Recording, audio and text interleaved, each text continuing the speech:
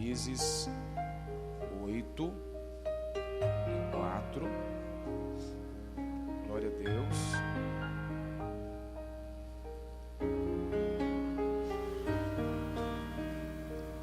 Juízes 8 e 4. Vindo Gideão ao Jordão, passou com os 300 homens que com ele estavam, cansados, mas ainda perseguindo.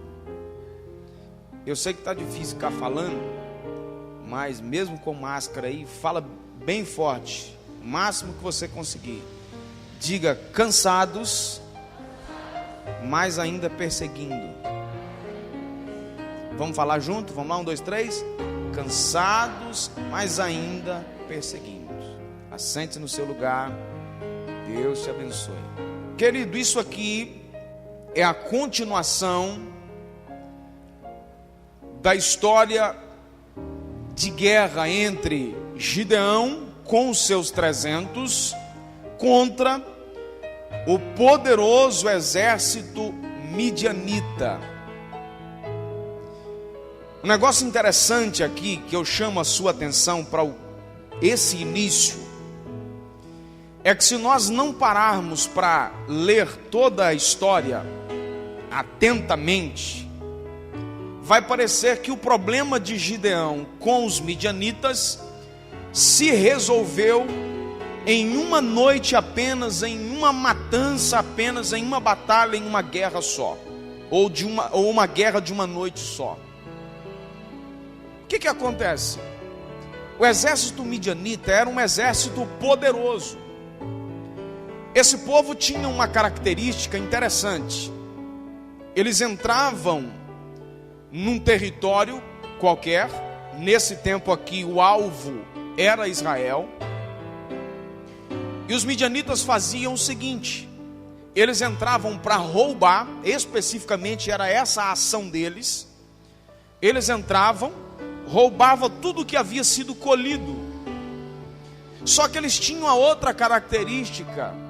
Eu não sei o que é mais perverso, se é roubar o que já tinha sido recolhido no celeiro, ou se era essa outra parte. O que não tinha sido colhido ainda estava na lavoura, estava nos campos, eles destruíam. Eles colocavam fogo. Eles destruíam tudo. Então, é por isso que, voltando só um pouquinho no tempo aqui, antes da batalha, as pessoas tiveram uma ideia em Israel, assim, como a gente diz aqui em Minas, uma ideia de jirico, uma ideia tola. Muita gente parou de plantar, porque chegou à conclusão do seguinte: plantando ou não plantando, a gente vai estar em dificuldade, porque se ainda estiver no campo, os midianitas chegaram e eles destroem. Se já tiver sido recolhido no armazém, eles chegam e roubam. E aí teve muita gente que, com essa ideia, que eu estou nomeando aqui de ideia de jirico, né? Isso é um ditado antigo, isso é da época do Jean. E aí as pessoas falaram: eu não vou plantar, não vou fazer nada, porque pelo menos a gente vai ficar na mão. Então pelo menos eu não vou ter esse sofrimento todo. É por isso que você vai ver Gideão separando o trigo da palha dentro do lagar. Não é porque ele era ignorante em relação à colheita de trigo. Ele estava fazendo isso com uma sabedoria extraordinária. Era estratégico. Porque os midianitas chegavam com aquela loucura toda de um invasor. E a época não era a época de colheita de uvas. Então eles não perdiam tempo em olhar nos lagares, que era uma cavidade, um buraco feito na rocha, abaixo do nível da superfície. Então foi para lá que Gideão levou o seu trigo para fazer essa separação. E aí, quando chega nesse texto aqui, Gideão já tinha passado por o primeiro processo dessa batalha, juntamente com os 300, contra esses midianitas, que era esse exército numeroso, composto de pelo menos 2 povos, porque eles tinham 2 reis, é por isso que era uma turma tão grande. Esse exército midianita era composto de 135 mil soldados. Você imagina só, contra 300. Dava mais do que 4 por 1. Aí o que o texto diz? Na primeira noite de confronto, entre aspas, porque os israelitas não apanharam em armas naquela primeira noite, diz o texto que os midianitas se confundiram e eles começaram a matar uns aos outros. Aí tem todo um contexto por trás disso, né? Tem uma história por trás desse assunto, que os midianitas eram um povo que tinha muitas lendas entre eles, e uma das lendas que rondava os midianitas era de que os soldados que eles mataram no campo de batalha, um dia, mais cedo ou mais tarde, voltaria liderado por um comandante de 1000 soldados. Esse comandante de 1000 soldados, ele tinha a cabeça de fogo. Lembra do folclore nosso aqui, da mula sem cabeça e por aí vai, essas coisas todas? Era mais ou menos isso. Então chegaria um comandante de 1000 com cabeça de fogo. Aí exatamente nisso é que diz a história que Deus apanha. Manda com que Gideão colocasse uma tocha acesa na mão de cada um dos 300. Aí olha para você ver que loucura. E aí eles entraram à noite no acampamento dos midianitas, com uma tocha na mão, cada um deles fazendo uma zoeira terrível, quebrando vasilha, gritando e aquela confusão toda. Os midianitas olharam e começaram a contar. 1, 2, 3, 4 e foram contando. Você imagina, cada uma daquelas tochas que eles viam, eles pensaram que era um comandante de 1000. E aí, meu filho, eles preferiram fazer o seguinte: olha, ao invés da gente morrer na mão do nosso inimigo, vamos fazer o seguinte, vamos matar uns aos outros. E aí o texto diz que cada soldado matava um ao outro, espada para lá, espada para cá. Nessa brincadeira toda, que os israelitas não colocaram a mão em espada, diz o texto que 120.000 soldados midianitas se mataram, do nada, uma confusão total, e eles se autodestruíram. Só que a história não para aqui. Era 135.000 soldados. Na primeira noite, aquela confusão toda, 120. Restaram ainda 15.000. Esses 15.000 eram soldados que faziam a guarda pessoal dos 2 reis midianitas. Agora sobraram 15.000. Se você fizer uma comparação de 15.000 para 300, Gideão ainda estava em uma desvantagem terrível. Havia todas as possibilidades, humanamente falando, para Gideão perder a batalha. Só que agora Deus fez diferente. Ao invés de fazer aqueles 15.000 que sobraram também se confundirem, Deus então fala para Gideão: agora é a hora de vocês pegarem espada e irem atrás. A maior parte já foi vencida, mas agora, meu filho, não vai ter colher de chá. Agora vocês vão ter que apanhar espadas. Gideão e os seus 300 tinham a convicção de que Deus estava com eles, mas eles tinham que botar a mão na massa. Eles tinham que fazer alguma coisa. Eles tinham agora que empenhar. O combate era necessário, e naquela época era diferente das guerras de hoje. Não tinha nada remota.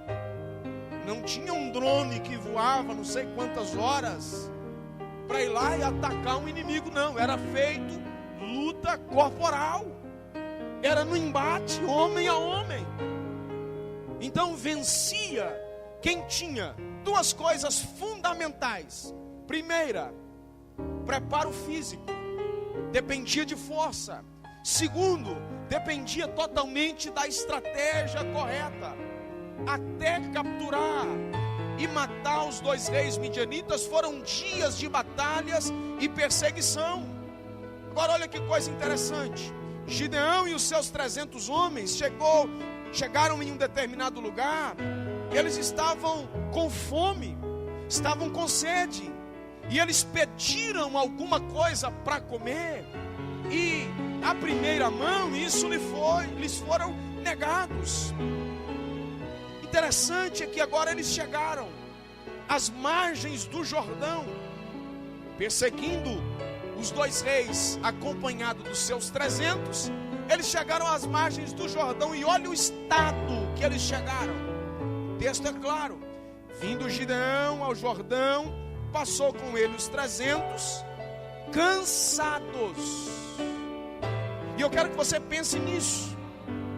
Se não bastasse a desvantagem numérica, 15 mil contra apenas 300, o texto diz que eles chegaram lá cansados, fatigados. O cansaço é algo terrível. O cansaço diminui a produtividade, independente de qual seja a sua atividade, qual seja o seu trabalho. O dia que você está cansado, você produz menos. Isso é fato. Agora pense em relação à guerra.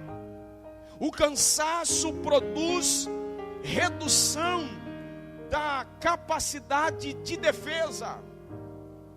O cansaço produz dores no corpo. O cansaço torna a visão fosca.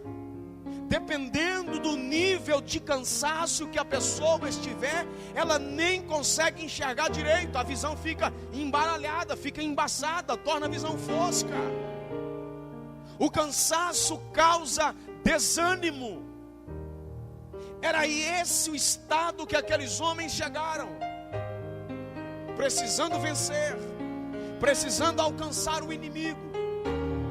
Tinham que enfrentar uma situação atípica, e chegaram cansados. O lugar que eles chegaram não era qualquer lugar. Eles chegaram às margens do Jordão. É aqui que está um ponto muito interessante.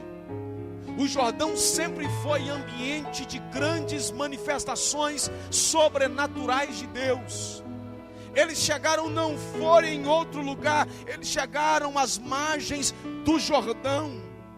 E eu quero acreditar que naquele lugar o Senhor revigorou as forças daqueles homens. Eu tenho uma palavra ao seu coração. O Jordão, para eles naqueles dias, era um lugar de grandes manifestações sobrenaturais de Deus. E eu quero dizer que aqui onde nós estamos é o nosso Jordão espiritual nesta noite. E nós chegamos aqui no ambiente de grandes manifestações sobrenaturais de Deus. Alguns de nós chegaram aqui cansados, alguns de nós chegaram aqui fatigados, alguns chegaram desanimados, outros sem forças para continuar. Mas eu tenho uma palavra da parte de Deus para liberar sobre a sua vida um ambiente sobrenatural da manifestação de Deus. É aqui que o Senhor está renovando as suas forças, é aqui que Ele vai te dar uma estratégia certa para você vencer, é aqui que Ele vai te encher de graça, é aqui que Ele vai tirar esse desânimo,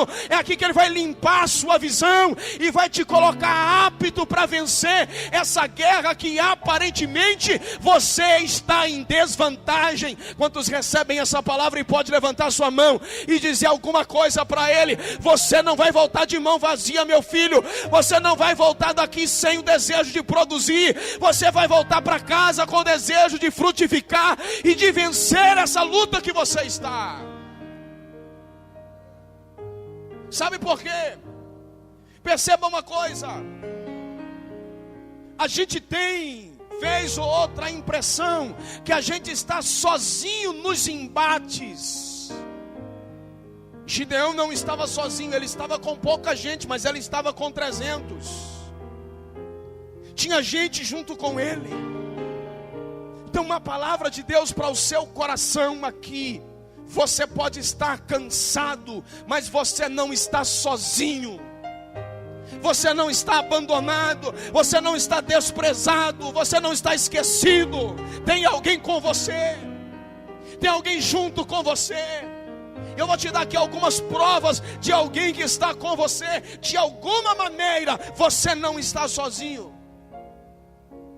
Em uma outra batalha que os israelitas estavam enfrentando, dessa feita com um povo conhecido como Amalequitas.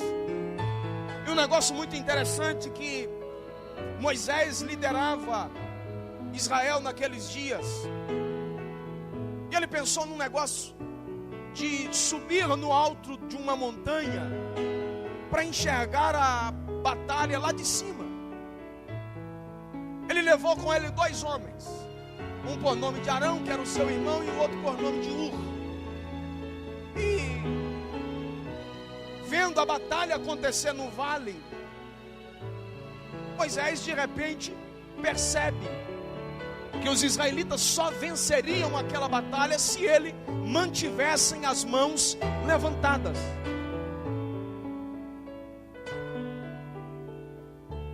No começo isso é fácil. Você levanta a mão, você fica aí 1 minuto, tranquilo demais. Mas daqui a pouquinho já não vai estar mais tranquilo. Você vai começar a sentir dores. Vai começar a gerar em você incômodos.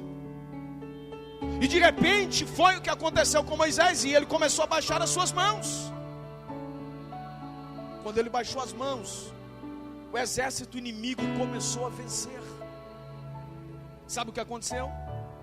O texto diz que Arão e Ur pegaram uma pedra, colocaram em um lugar estratégico, colocaram Moisés para sentar nela, e um de um lado e o outro do outro, sustentaram as mãos de Moisés levantadas até que a batalha fosse vencida. Se Moisés estivesse sozinho naquele lugar, o cansaço havia tomado conta e o exército perderia a batalha. Cansado sim, mas sozinho não.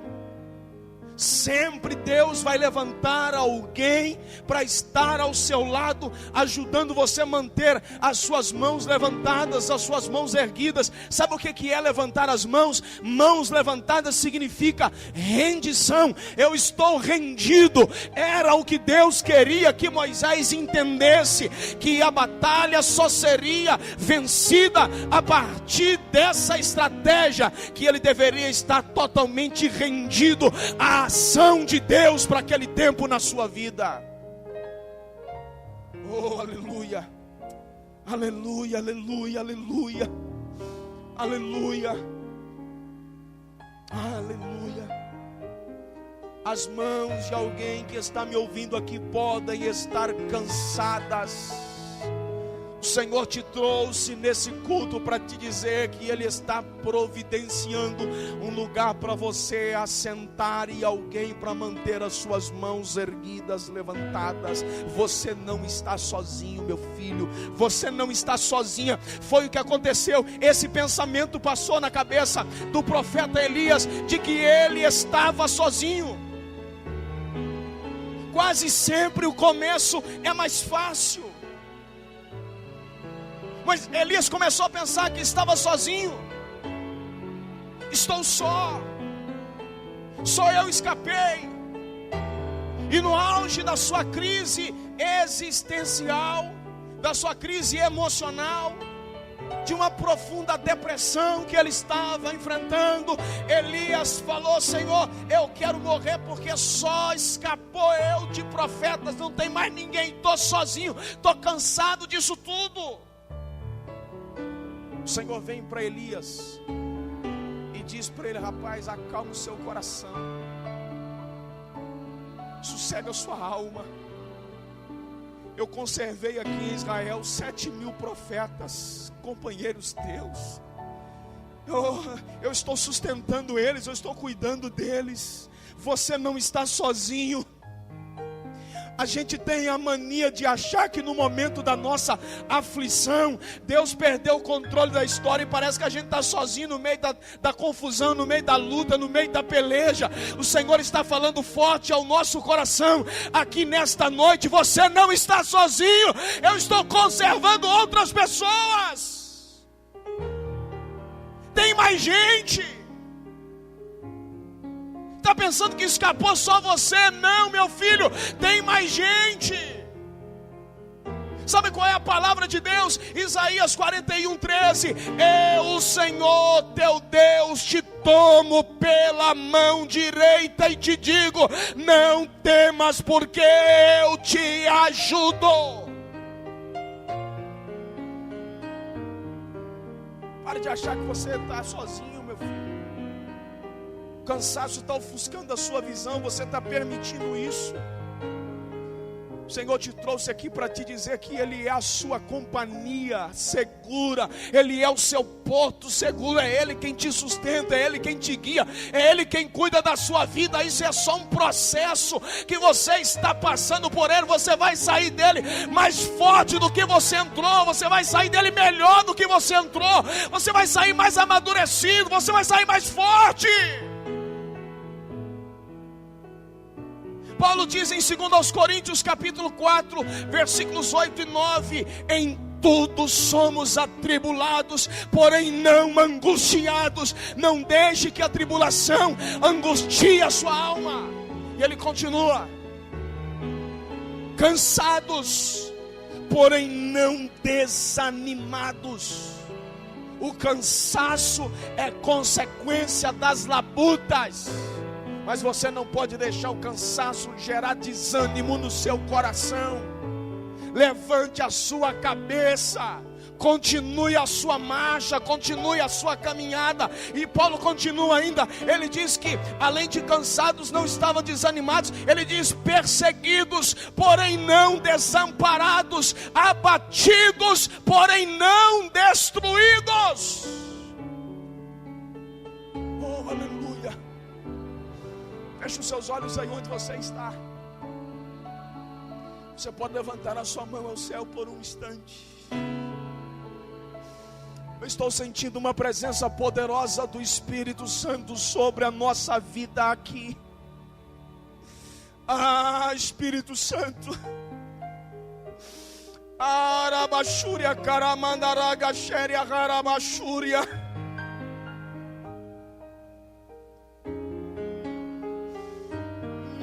Aleluia, aleluia.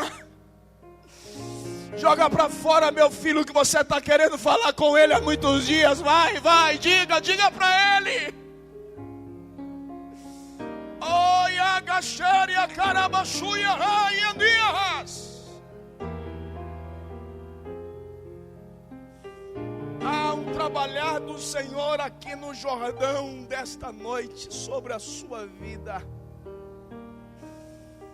Aleluia, aleluia, aleluia, aleluia, aleluia. Cansados, mas ainda perseguindo. Cansados, mas ainda perseguindo. Então, a primeira coisa que você tenha em mente: você pode estar cansado, você deve estar sim cansado, mas você não está sozinho. Tenha isso na sua cabeça. Segunda coisa: você está cansado, mas você não pode parar, porque há um propósito que te motiva a prosseguir. No momento do cansaço, o que mais a gente quer é parar e repousar. Só que tem um detalhe aqui no texto: se eles parassem para descansar, talvez nunca alcançassem os seus inimigos, porque algumas horas de repouso eram suficientes para os inimigos fugirem, irem embora. Aquela era a oportunidade. Eles continuaram perseguindo até alcançar os seus opositores. O propósito falava mais alto, a chamada falava mais alto.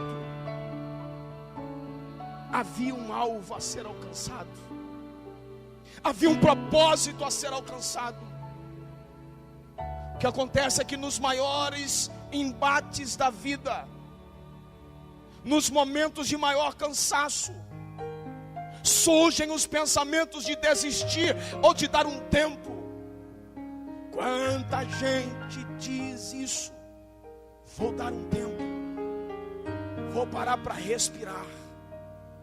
Escute uma coisa: em se tratando de coisas espirituais, para você perder tempo, não necessariamente você precisa regredir. Para você fugir do foco, não necessariamente você precisa regredir. Você precisa dar um passo atrás, não necessariamente.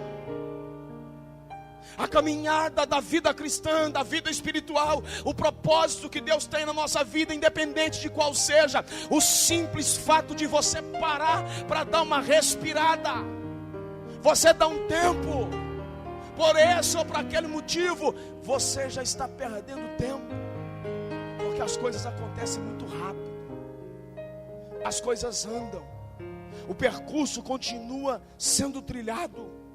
E nesses momentos de embates e cansaço, o que mais a gente pensa às vezes é dar um tempo, apesar das fadigas. Aqueles homens não estavam movidos por uma competição ou uma busca do poder humano. Dentro deles havia a certeza do propósito, a certeza de uma chamada, a certeza do lugar onde Deus queria, a certeza do que eles deveriam fazer, a certeza do que eles deveriam executar. Era a chance que eles tinham de ficar livres de um inimigo terrível. Se parassem, perderiam a chance. Ei, meu filho, não devemos nunca parar de avançar no propósito que Deus estabeleceu para as nossas vidas. Siga adiante, se encoraje, refaça as suas forças no mundo espiritual, recarregue as suas baterias. Há um propósito estabelecido por Deus na sua vida. Há algo que você pode fazer para destruir as fortalezas do inimigo. Há algo que você pode fazer para destruir aquilo que está lhe causando incômodos. Você mesmo cansado, você pode fazer mais do que o que você está fazendo em qualquer área da vida. Mesmo cansado, você pode fazer mais pela sua família. Mesmo cansado, você pode fazer mais por você. Mesmo cansado, você pode fazer mais no seu trabalho. Mesmo cansado, você pode fazer mais na igreja. Mesmo cansado, você pode fazer mais no reino de Deus. Se comprometa em não parar. Se comprometa em continuar, em avançar. Prossiga para o propósito. Acerte esse alvo. Sabe o que é isso? Lemos em João capítulo de número 4. Jesus seguia de viagem. E ele chegou na região de Samaria, especificamente numa cidade por nome de Sicar. E muito interessante que o texto é claro ao dizer: Jesus estava cansado da viagem. O que é que ele deveria fazer? Procurar um lugar para repousar. Ao invés de fazer isso, o texto diz que Jesus se assentou na entrada da cidade, à beira de um poço. Ele sabia, como sendo filho de Deus, como sendo Deus encarnado, ele sabia do que iria acontecer. Ele já sentou lá à espera daquela mulher que viria para banhar águas. O texto de João 4 é um dos sermões de Jesus que ele pregou para aquela mulher. É uma das pregações de Jesus com maior riqueza de detalhes acerca dele mesmo, do reino de Deus e do seu propósito a essa terra. Se ele tivesse dado ouvido ao cansaço, ele teria procurado um lugar para repousar. Só que ele não fez, porque havia um propósito dentro dele falando mais alto do que o cansaço. É isso que o Senhor quer que você entenda aqui nessa noite. Há um propósito maior falando com você. Há um propósito de Deus falando com você. Há um cansaço também falando com você. A voz do cansaço é essa: pare, você não tem condição. A voz do cansaço é essa: repouse, dá um tempo. A voz do cansaço é essa: você não tem mais força. A voz do cansaço é essa: olha, fique tranquilo, dá uma relaxada.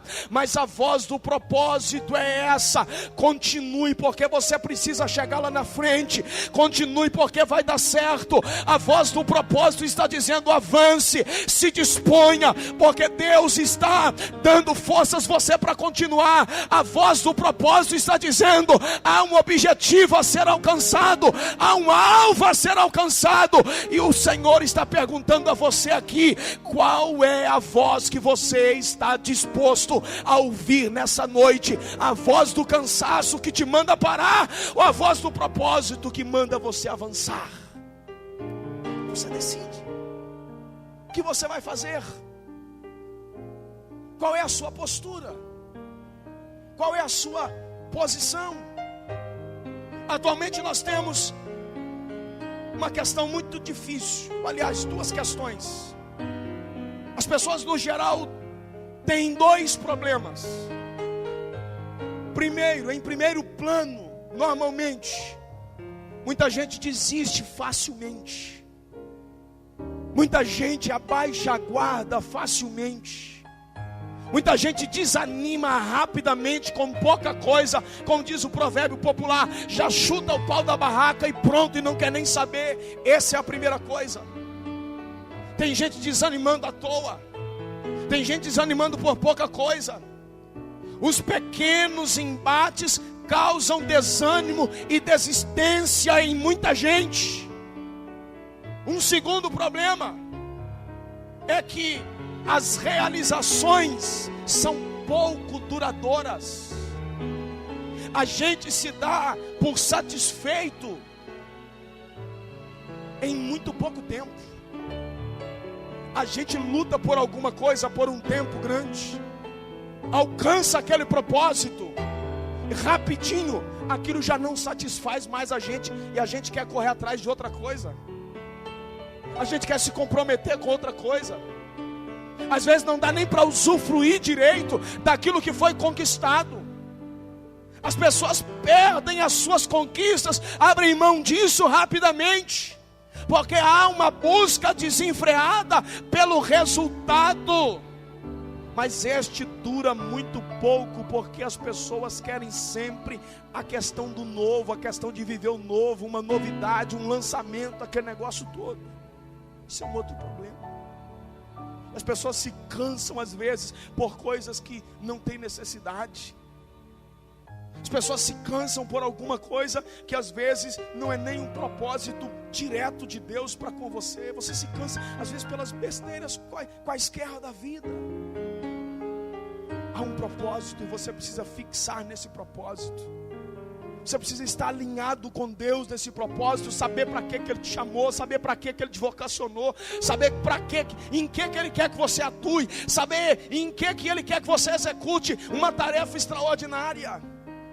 Você precisa se conhecer, você precisa entrar nisso de cabeça e não recuar, avançar, ir adiante. Você pode estar de pé comigo, por favor? E o Ministério de Louvor me ajude.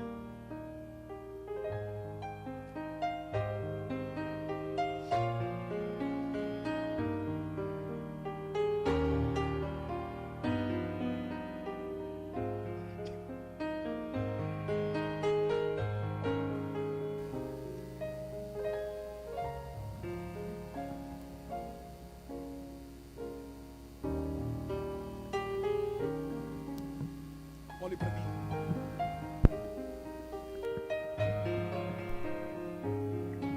Se você continuar lendo o texto, você vai perceber que aqueles 300 continuaram fazendo, continuaram perseguindo. Eles alcançaram os 2 reis midianitas com seus 15.000 guardas. E eles foram vitoriosos. Eles voltaram para casa vitoriosos. Porque eles não desanimaram.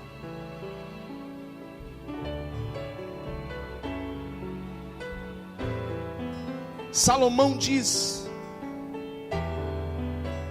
o que determina a qualidade de qualquer coisa que você está envolvido não é a maneira como você começa, mas é a maneira como você termina. A fala dele foi a seguinte: melhor é o final do que o começo. Eu estou parafraseando aqui. Algumas coisas você pode não ter começado bem, isso é normal.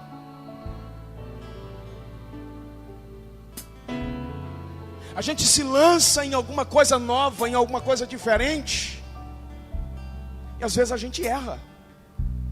No processo, a gente comete alguns erros.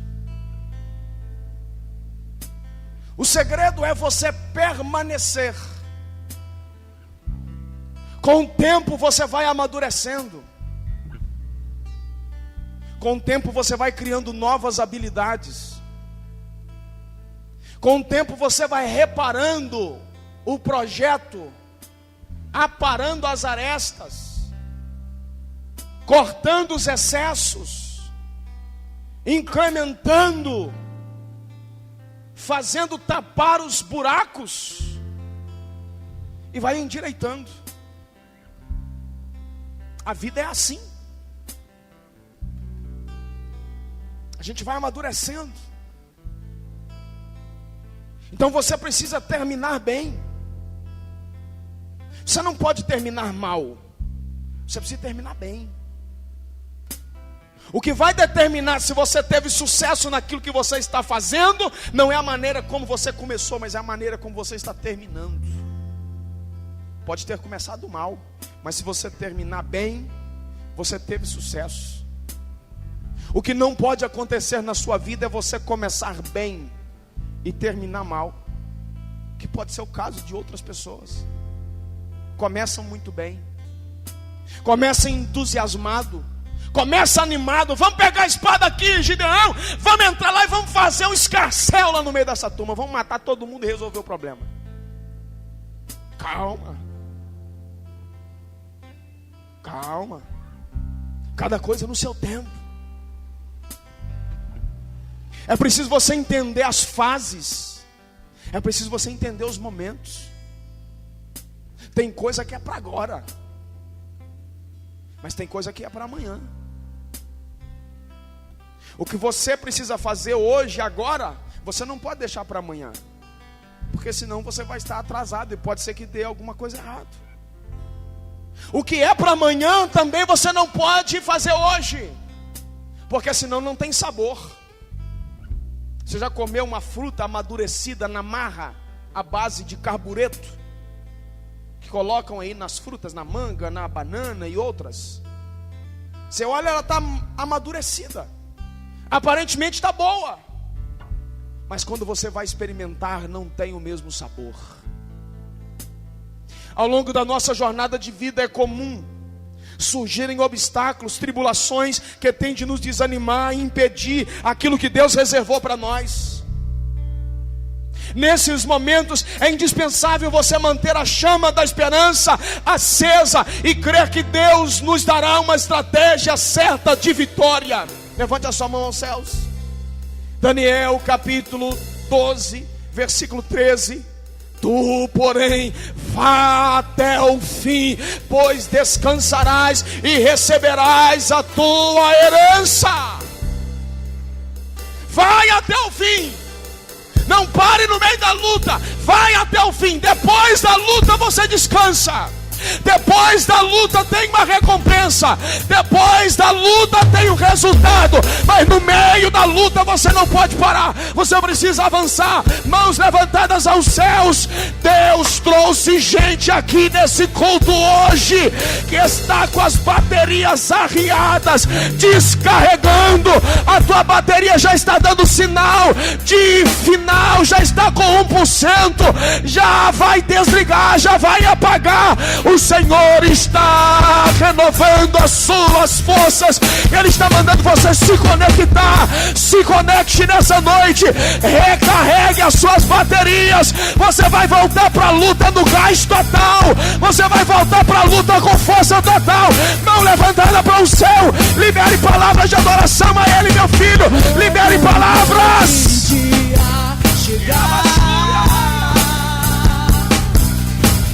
Quando o grande dia chegar e Ele vem. Quando o grande dia chegar, eu sei. E eu cantarei, eu cantarei, eu cantarei. O que você vai cantar? O que você vai cantar? Cante aí agora para Ele. Senhor, valeu a pena. Diga isso, diga. Senhor, valeu a pena. Senhor, valeu a pena mesmo. Valeu. Senhor, valeu a pena. Senhor, valeu a pena. Senhor, valeu a pena mesmo.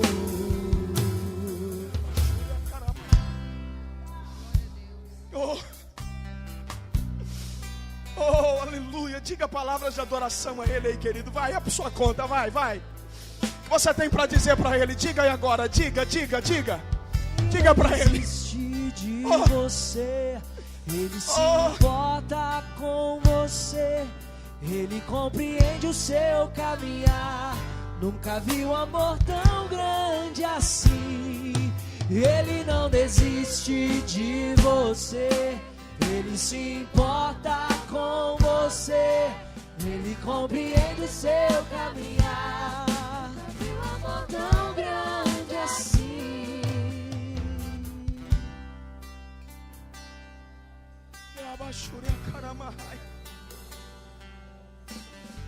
Oh, Arabaxuia caramanda, ai, suia.